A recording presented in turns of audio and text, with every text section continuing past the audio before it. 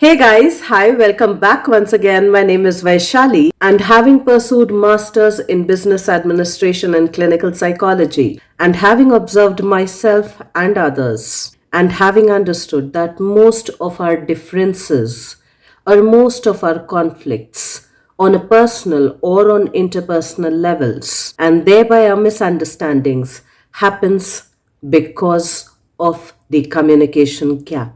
Happens primarily because we are not taught the ways to communicate. Happens primarily because we are not taught how to use the tool of communication effectively. And when we talk of communication, we are not just talking about the speaking aspect of communication, but we are also talking about the active part of listening, the active part of being engaged in a conversation with somebody. And of course, since we communicate through our body, through our facial expressions, it quite naturally also involves the body language, which is why I kind of like the dialogue in the movie PK wherein he says, इस गोला का पूरा communication system भगवान के साथ का लुल हो गया है. The communication system of this planet with God is both skewed and skewed.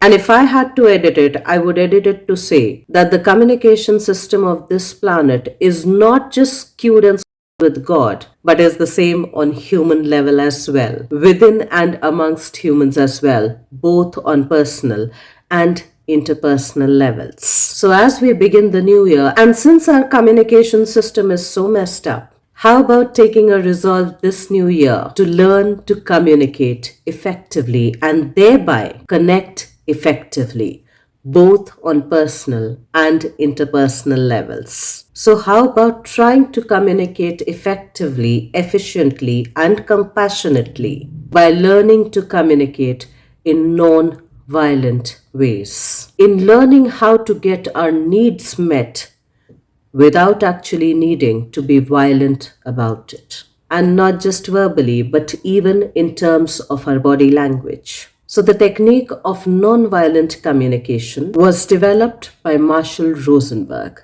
He was an American psychologist who developed the style of non-violent communication, which had 4 components to it. And the components of non-violent communication were and are observation or observations, feeling or feelings, need or needs, and lastly, request.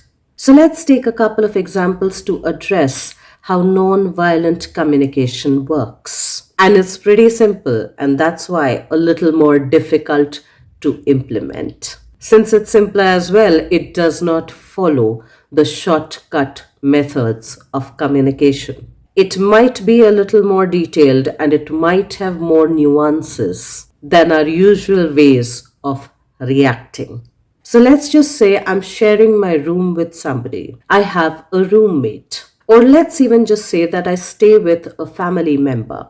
And as members of the same household, or as roommates sharing the same room, or as homemakes sharing the same home or a house, we kind of expect each other to do certain things for one another to run the house or the room smoothly. That's what makes it teamwork. Now, say supposedly as a part of that teamwork, I had asked my roommate, my flatmate, my teammate to cook a certain vegetable after I had done the cleaning and the chopping. And I had asked them to do so as a part of the teamwork because I was going to step out to take care of my personal errands, which I had already planned for. Now, after finishing off the errands, I come back home and I see that the vegetables have still not been cooked. While as in my head, I was already assuming that the work would have been done. There was already an anticipation and an expectation for the vegetables to be cooked up so that we both could share the meal. Now, upon returning home and not finding the vegetables to be cooked, I could have reacted by shutting down, by walling up,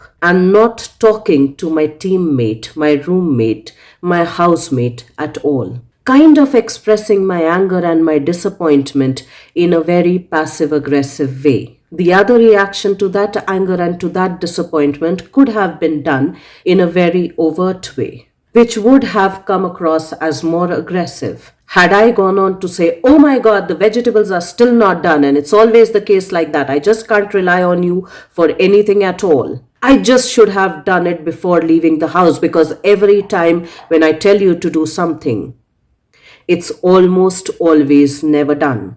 I could have even gone on to say, I am a fool to expect that out of you. And many a times, those are our reactions towards a certain need that has not been met. And when I do not say those things, when I'm acting passive aggressive, or when I am actively aggressive, it's not just verbally that I'm communicating my anger and my disappointment and probably even resentment to a degree, but I'm even expressing it through my body language. My body language is suddenly shut down or walled up, or on the other hand, it comes out as overtly aggressive.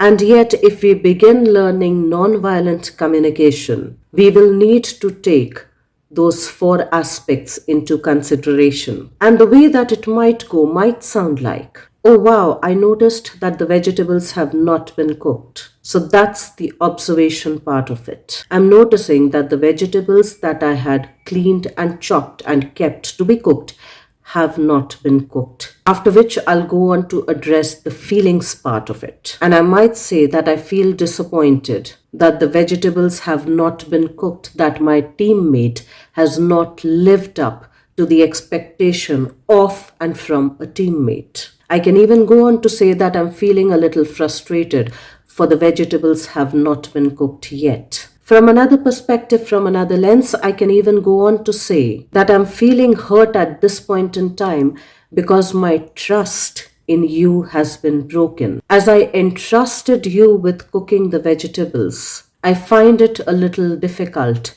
to trust my teammate. From another lens, I can even go on to say, I feel like I'm the only grown up in this relationship, in this teammateship. For I have to do the entire caretaking of any and all kinds of duties and chores. I can even say that I feel hurt when my needs and my requests are not taken care of, when they are not considered by my teammate, my roommate. And given all of those feelings which are valid for different people through their own lenses, through their own life experiences, through their own personal equation with the other person, they can then go on to addressing the need. The need to rely on the other person as a teammate, which naturally then would translate into trustworthiness. The need to be considered by the other, wherein one's viewpoints are taken into consideration, are paid heed to, are attended to, so long as they are realistic. The need to have an equal relationship, an equal partnership with the other team member or members, wherein one doesn't feel that they are the only caretaker, that they are the only grown up in the relationship. And given those various needs, or whatever those needs might be on an individual level, we can then go on to frame our request, which is like saying, can you please attend to these things that we together chalked out on, that we together had agreed on, so that I don't hold resentment within myself for us and for you, so that I feel that we are a member and a part of the same team,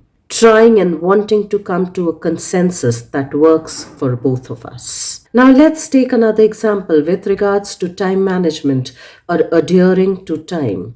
Now say supposedly there's a friend of mine who rarely turns up on time, while I might be somebody who's more punctual than required. And for me, whenever this friend does not turn up on time, as a reaction, I quite naturally get all agitated, get all flustered. I naturally, as a reaction, get quite agitated, even upset and angry to a degree. And when this friend turns up 10 minutes late or 15 minutes late, I either give her a cold shoulder or a very cold vibe, wherein I'm not connecting very well with her. And quite naturally, she feels that, she senses that. Or on the other hand, I get quite sarcastic and say, wow, your watch or your clock's finally working. Could you tell me what time is it by your watch? Or I can even go on to say, oh my God, you're late again. How is it that you never turn up on time? How is it that we talk about it and yet you're late again by 10-15 minutes? How is it that you think that you're so bloody important that others should just keep waiting for you? That your time is more important than everybody else's time? And on the other hand, if we or I were to practice nonviolent communication, I could actually go on to say, I noticed that you're late again. And when you're late, I feel that you take me for granted. I feel that you've disrespected me. I feel annoyed and maybe a little angry that you could not call me up to let me know that you will be running 10 to 15 minutes late. I feel that my time is not as considerably important as yours. Or I can even go on to share that it activates my childhood wound of feeling abandoned when you're late, and that feeling of abandonment is really scary for me. So, can I request you that if you are running late, could you drop in a message or give me a call to let me know that you'll be running late by so many minutes, so that my need to not feel abandoned, my need to be considered, my need to be respected, my need to be listened to is addressed and not neglected in this partnership, in this equation, in this relationship.